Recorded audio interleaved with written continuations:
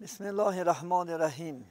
الحمدلله و الصلاة و السلام علی رسول الله. اما بعد، سلام علیکم و رحمت الله و برکاته. السلام علیکم برادران اهل اسلام.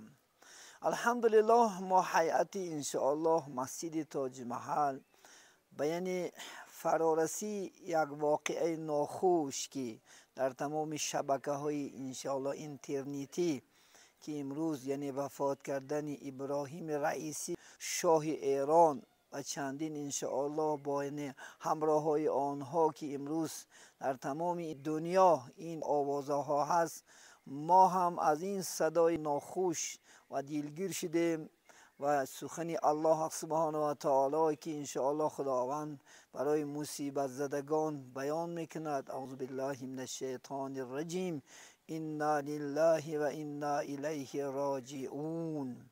البته این همزبانای ما را پروردگارا از این مصیبتی که بالای آنها آمد در ایران زمین که از دست دادن شاه یا این چندین یکی از امامان مسجدی آنها بودند، البته ما همدردی بیان میکنیم و به این اهل ایران زمین صبر جمیل و در این اهل ایران و در خاندان هر یک انسان هایی که وفات کردن همدردی و تعزیه بیان میکنیم و خداوند به این خاندان، به این اهل ایران زمین صبر و جمیل عطا نماید. پروردگارا این گذشتگان طریق رحمت شایسته جنت، قبرهاشنا پر نور، آخرشنا آباد بگردانی و یک روز قیامت حشر شونه که شاهی که انشاءالله در دولت اسلامی بودن به همراهی عمر عادل که انشاءالله که بهترین شاه ها بود حشر شدنشنا الله نصیبه بداری و این گذشتگان طریق رحمت شایسته جنت، قبرهاشنا پرنور، آخرشنا آباد،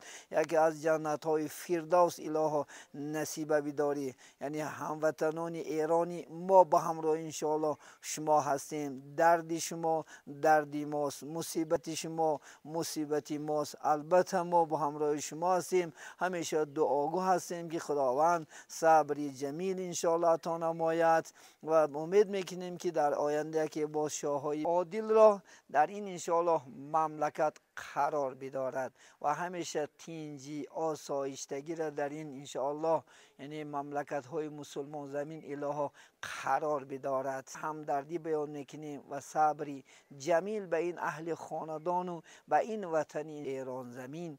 السلام علیکم و رحمت الله و برکاته. وامتازوا اليوم أيها المجرمون ألم أعهد إليكم يا بني آدم ألا تعبدوا الشيطان.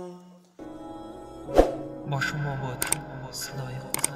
آماده شدن را فراموش نکنید.